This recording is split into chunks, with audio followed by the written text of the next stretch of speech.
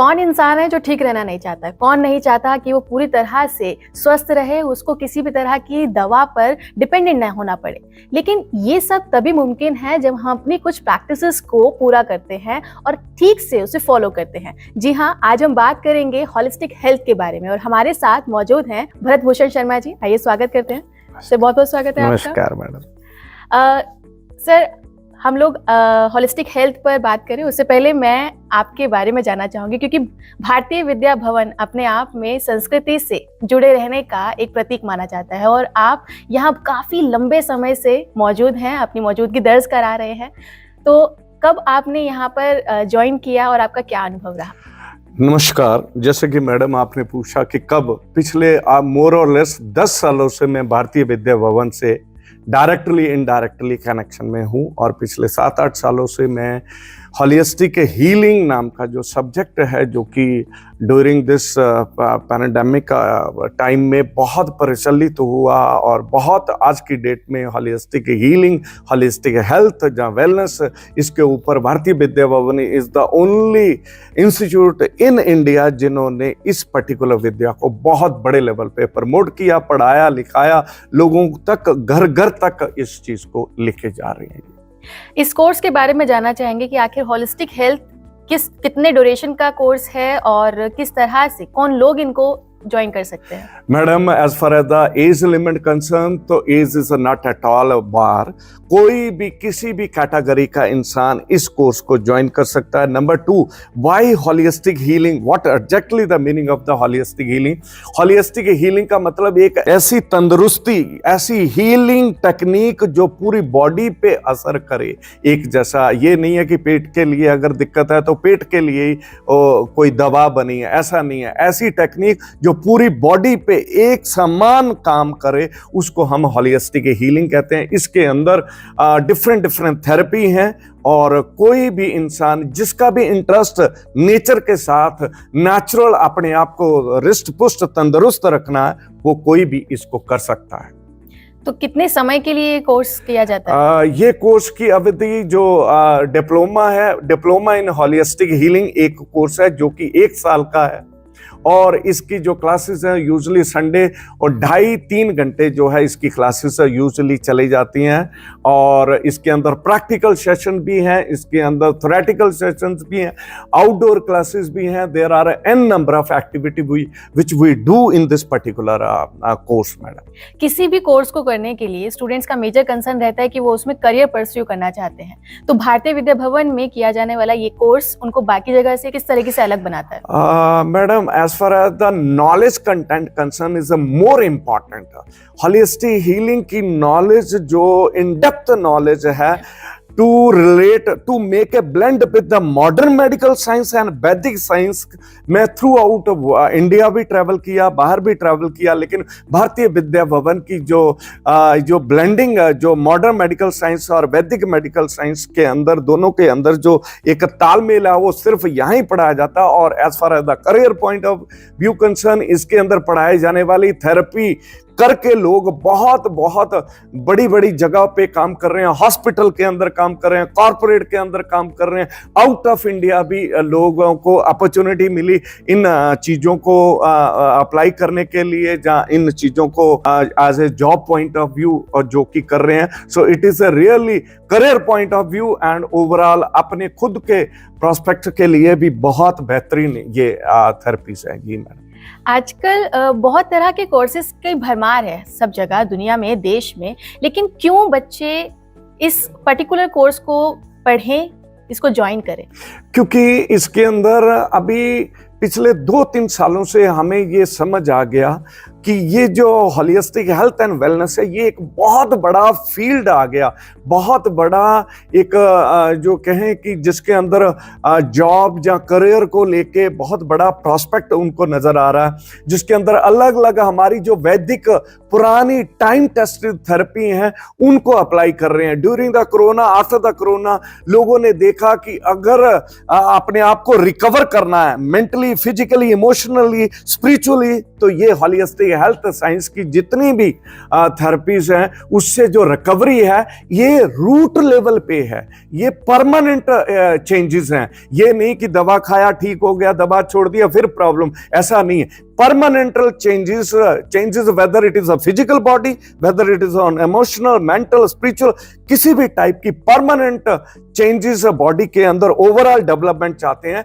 तो holistic health की जो डिफरेंट टेक्निक्स हैं उनको करके हम ये ले सकते हैं। दूसरे और किसी में ऐसा नहीं पॉसिबल। भारतीय विद्या भवन अपनी सेंचुरी पूरी करने जा रहा है और इसको आप कैसे देखते हैं? See, it is a matter of great pleasure for each and every part of the Indian, not only Indian, पूरी दुनिया के लिए ये एक बहुत बड़ा इंस्टीट्यूशन ऐसा है जिसने हिंदुस्तान का, भारत का कल्चर को बरकरार रखा, जिसने भारतीय वैदिक संस्कृति, शिष्टाचार, ये परंपरा को बना के रखा।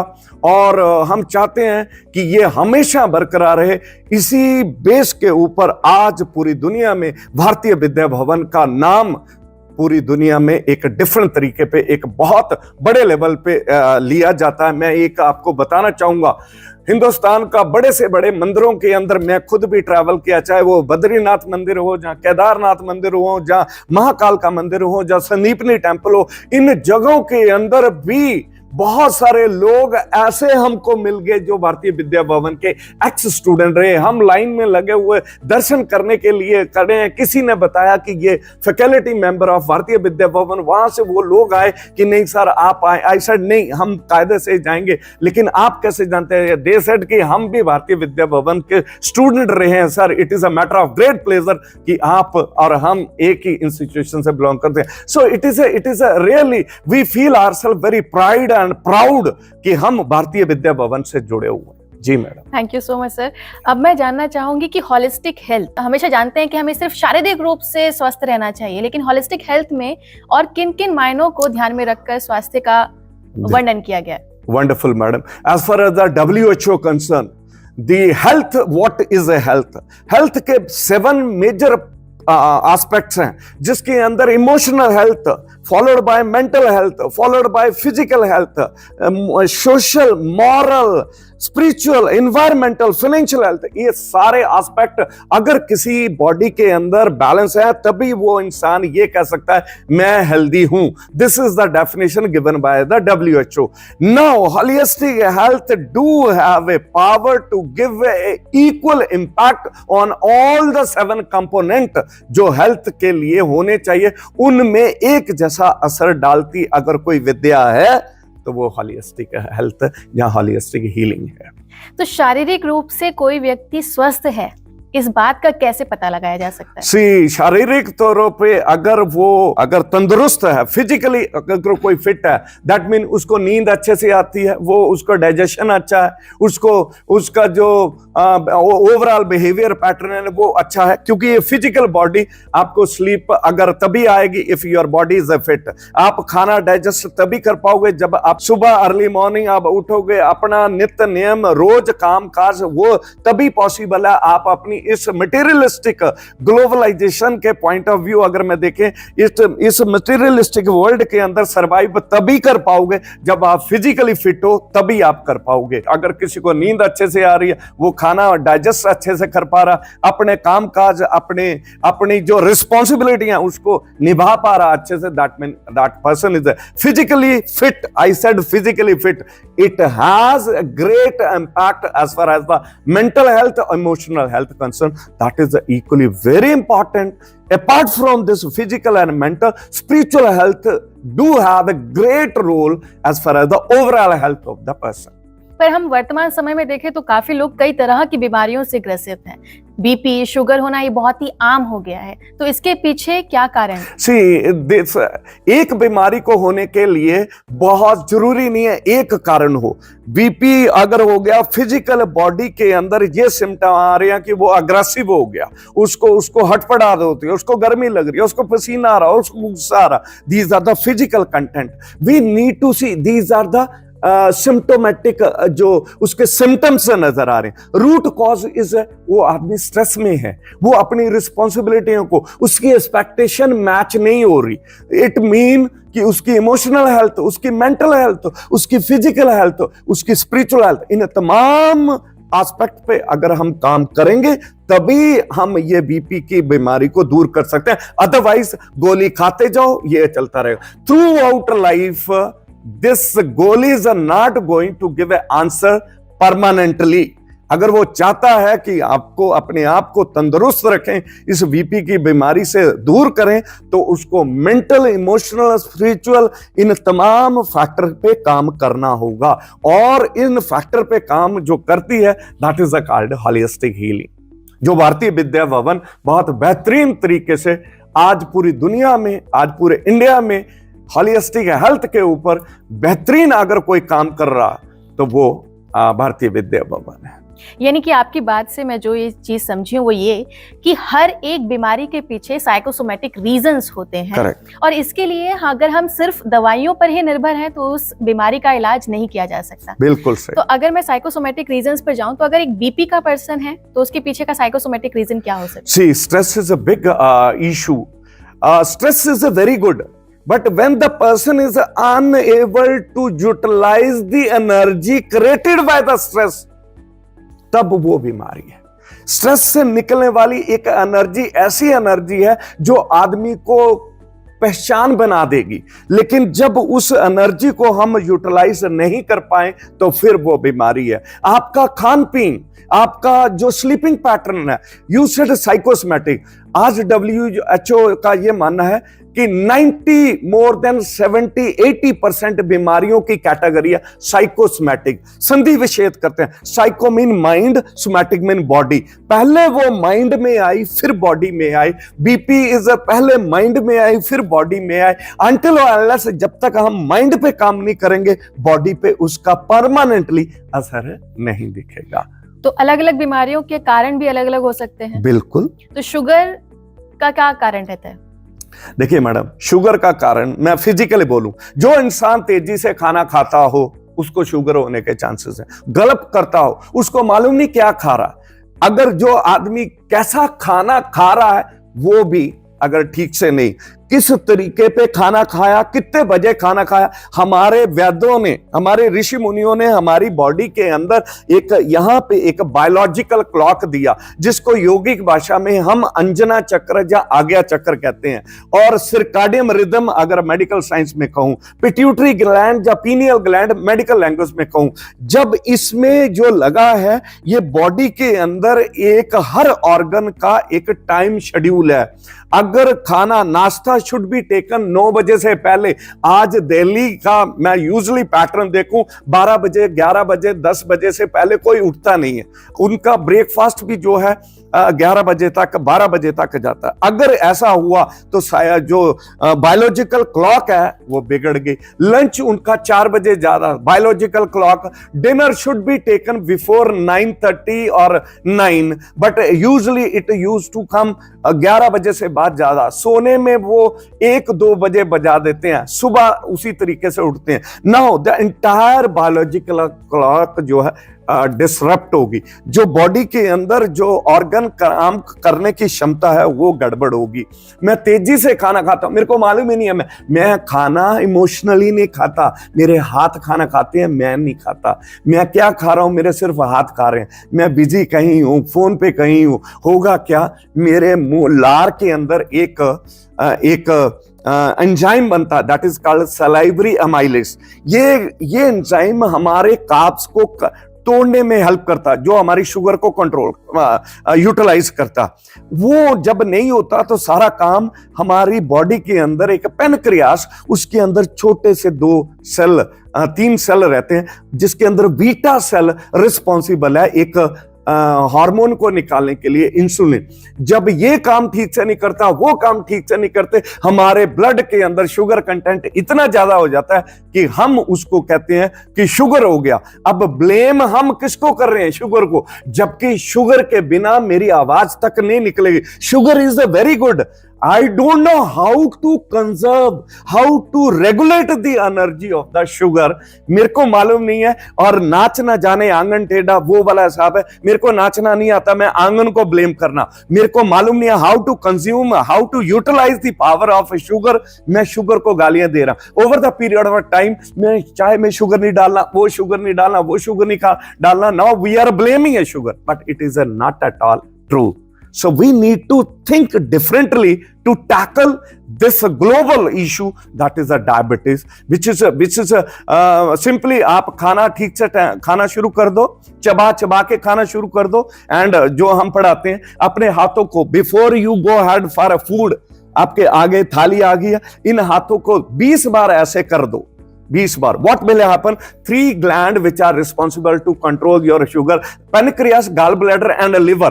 These, by pressing this, the acupressure point on your hand for these 3 organs will activate. आपका sugar level naturally will come down. You need not to be dependent upon the tablet or something which is a synthetic one. So this is something which is a very, very, miraculous kind of things which God, this nature has given to us. जी हाँ, बिल्कुल आपने एक बात सही कही कि हम लोग इतने बिजी हो गए हैं कि हम बहुत कम समय में अपनी जरूरी चीजों को पूरा नहीं कर पाते, और उसमें से एक बहुत जरूरी है खाना खाना, उसको भी हम सही से समय नहीं दे पा रहे होते। एक और बीमारी है जो लोगों के बीच में बहुत ज्यादा व्याप्त हो चुकी है, वो है थायराइड। छोटे से बच्चे को भी थायराइड बता दिया जाता है और बड़े तो है ही इससे ग्रसित। इसके पीछे का क्या कारण है और कैसे इसे ठीक किया जा सकता है? थायराइड के अंदर प्रॉब्लम ये है कि थायराइड इज बेसिकली दिस, जहां पे मैंने हाथ रखा, दीज आर द एरिया जहां पे थायराइड ग्लैंड होता है। इसके पीछे पैराथायराइड है, मैं थायराइड पे रहता हूं। ये थायराइड जब एक्सेसिवली जहां अंडरवर्क करना शुरू कर दे तो 2 टाइप की इशू देता है। One is called hypothyroid, other one is called hyperthyroid. ये प्रॉब्लम में क्यों हुआ है? मैंने कहा ना, हमारे यहाँ पे एक बायोलॉजिकल क्लॉक है। अगर हम अपनी बॉडी की बायोलॉजिकल क्लॉक, मैं सुबह उठता ही 12 बजे हूं, चढ़ते हुए सूरज को मैंने देखा ही नहीं है, तो मेरा थायराइड में चेंजेस आना शुरू हो जाएगा। मैं कभी भी मैं ठंडा ज्यादा खाता हूं, मैं सर्दियों के अंदर भी जो आइसक्रीम का सेवन कर रहा हूं, रात के 12 बजे भी मैं हॉट कॉफी, मैं नॉर्थ इंडिया में रहता हूं और कोल्ड कॉफी, हॉट की बजाय मैं कोल्ड कॉफी, बर्फ डाल के coffee, which is at all बड़ा जो है ना एक अपोजिट कॉम्बिनेशन खान पीन से अपनी सोच से। Thyroid is a issue related with the gland called thyroid gland, और it comes under the category of endocrine hormonal issue. इसको बड़े इजी तरीके से ठीक किया जा सकता है।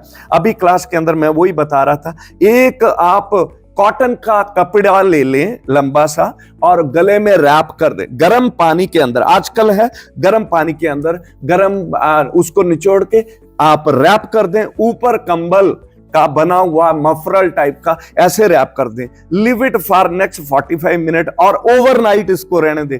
मैडम 7 दिन कर लो, आपका थायराइड जो क्रॉनिक थायराइड है, वेदर इट इज हाइपरथायराइड और hypothyroid, both thyroid, even tonsillitis का जिनको दिक्कत है, लैरिंजाइटिस का जिनको दिक्कत है, फ्रेंजाइटिस का है, जहां दिस किसी को बोलने में दिक्कत हो रही है, बार बार पथरी बन रही है, ये simple technique of the naturopathy apply and one can be totally free from this chronic issue. एक आजकल सर्दियां आ गई हैं, एक काली मिर्च रोज चबा के ऊपर से गुनगुना पानी ले लें, सिर्फ 7 दिन तक ये करें। दिस स्मॉल ब्लैक पेपर, काली मिर्च act as a comparatively much more effective than any tablet which is dedicated for this thyroid का इशू।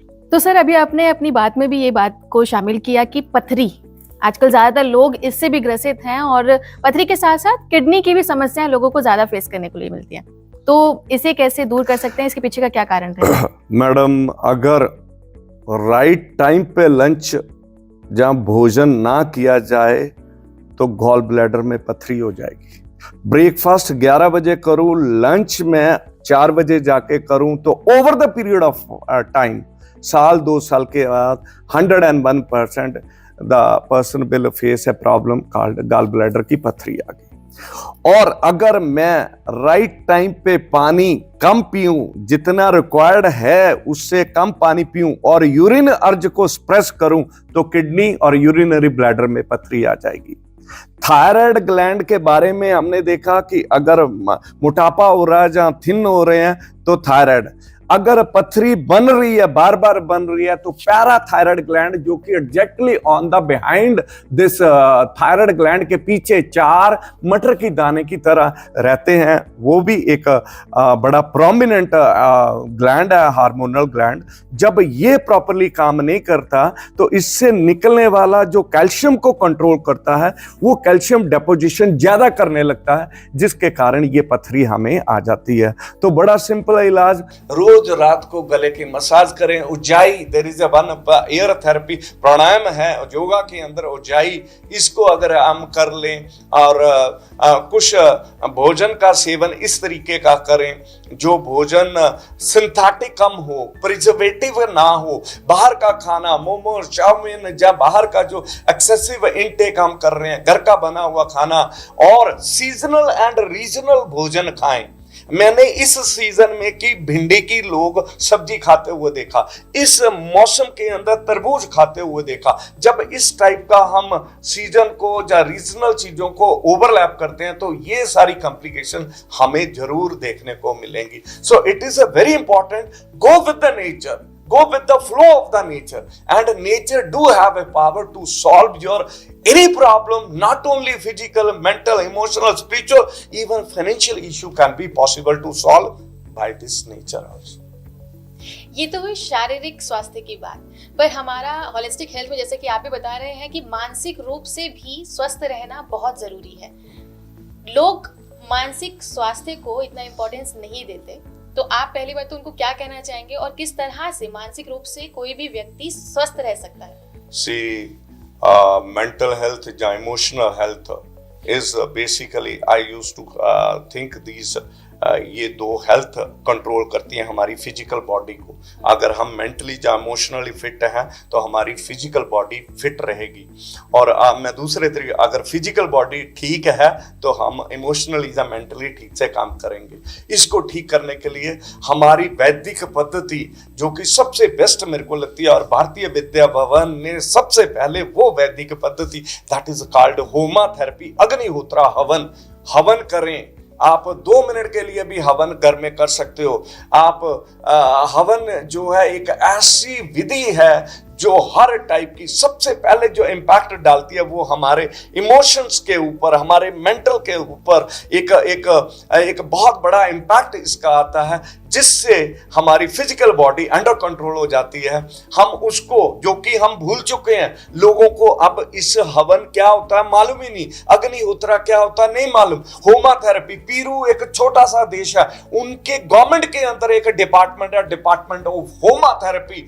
उनके गांव उनके मैक्सिमम लोग हवन करते हैं, मंत्रों के साथ हवन करते हैं, चाहे वो गायत्री मंत्र का उच्चारण कर रहे हैं, चाहे वो महामृत्युंजय मंत्र का उच्चारण कर रहे हैं, ओम नमः शिवाय का जाप कर रहे हैं। ये मंत्र थेरेपी, आइसेड थेरेपी, ये बोलने से, ये मंत्रों को बोलने से, ओम चैंटिंग बीज मंत्र है जहां से पैदा होती है, जिसके अंदर पावर है, जिसके अंदर रिजुविनेशन, रीजनरेशन का पावर रखते हैं। तो ये सारी चीजें करने से हमारी बॉडी के अंदर मेंटली और इमोशनली बहुत चेंज आती हैं। आप अपने कल्चर को, हमारा जो भारतीय संस्कृति है उसको अपनाएं। हमारी भारतीय संस्कृति क्या थी? मिसाल के तौर पे, सुबह उठ के चढ़ते सूर्य, जो सूर्य भगवान से पहले उठता है उसको कभी इशू नहीं आती, और जिसको सूर्य भगवान उठाता है वो हमेशा बीमार रहता है। हमारा कल्चर क्या था? सूर्य भगवान से निकलने से पहले 2 घंटे पहले इंसान को उठ के नहा धो के सूर्य भगवान को पानी देना था,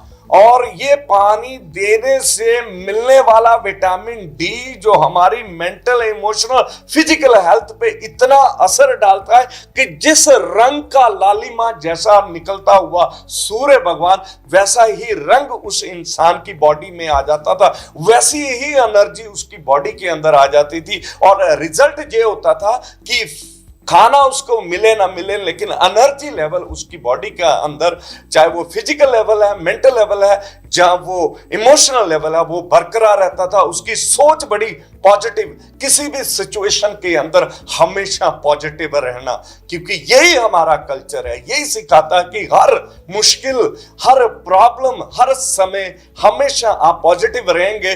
पॉजिटिव रहने वाला हर मैदान को फतेह कर सकता है, वो पक्का है। तो भारतीय विद्या भवन ये बहुत अच्छा काम कर रहा है। आपने देखा होगा मेरे हाथों में बड़े सारे ब्रेसलेट है, दीज आर ये हेल्थ की टैबलेट्स हैं।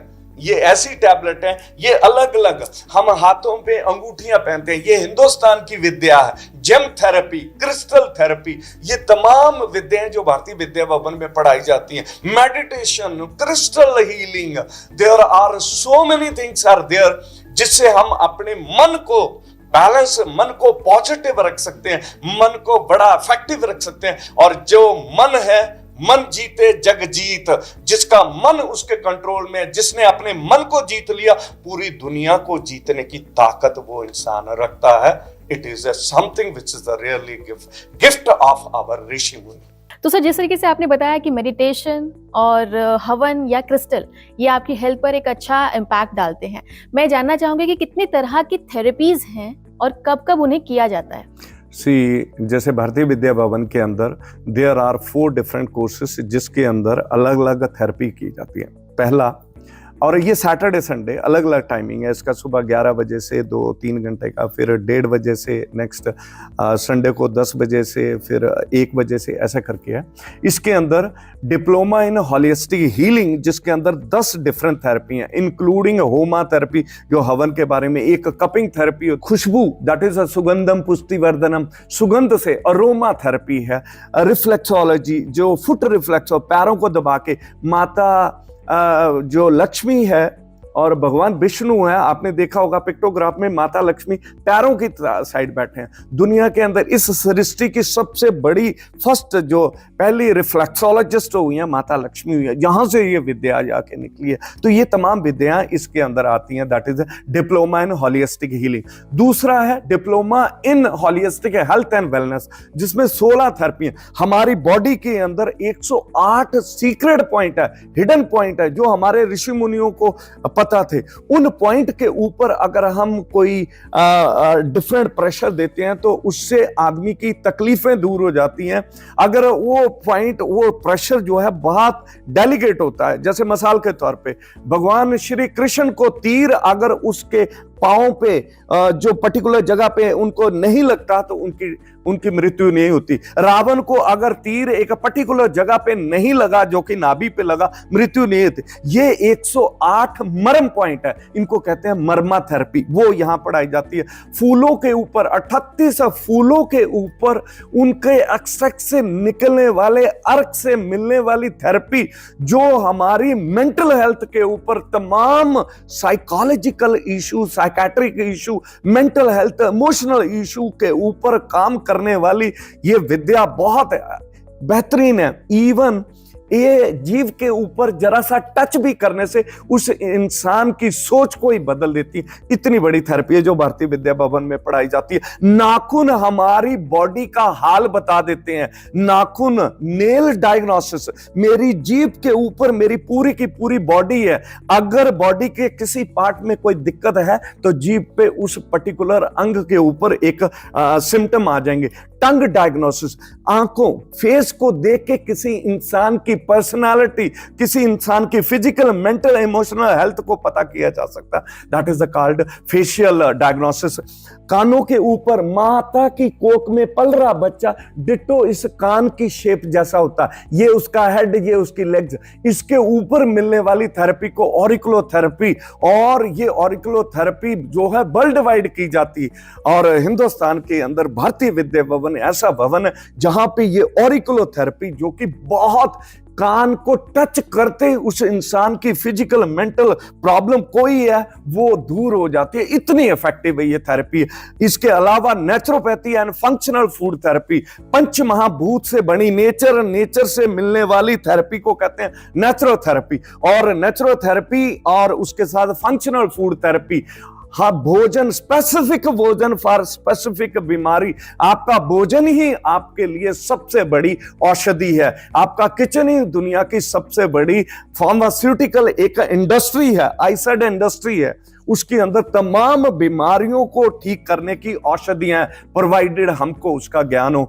देन उसके बाद जो चौथा है, डिप्लोमा इन प्राणिक हीलिंग, जिसके अंदर मैंने कहा क्रिस्टल हीलिंग, जेम थेरेपी, जिसके अंदर मैंने कहा सिग्नेचर करें तो पता चल जाता है ये आदमी की सोच किस टाइप की होगी। लंबे सिग्नेचर की, छोटे की, दैट इज कॉल्ड ग्राफोलॉजी। आंखों की ये जो पुतली है जिसको देख के हम, जिसको आइरिस स्कैन कहते हैं, इरिडोलॉजी, ये आंख की पुतली बहुत कुछ बता देती है कि अंदर, जहन के अंदर, मन के अंदर, इमोशनल मेंटल हेल्थ में क्या चल रहा। ये तमाम विद्या है जो भारतीय विद्या भवन के अंदर पढ़ाई जाती हैं वीकेंड, सैटरडे संडे। और ये कोर्स को करने के लिए बहुत दूर दूर तक इवन विदेशों के लोग भी जो है अप्रोच करते हैं कि हम भी इन चीजों को पढ़ें। दिल्ली के बाहर के लोग भी जो है इन विद्याओं को सीखना चाहते हैं, पढ़ना चाहते हैं।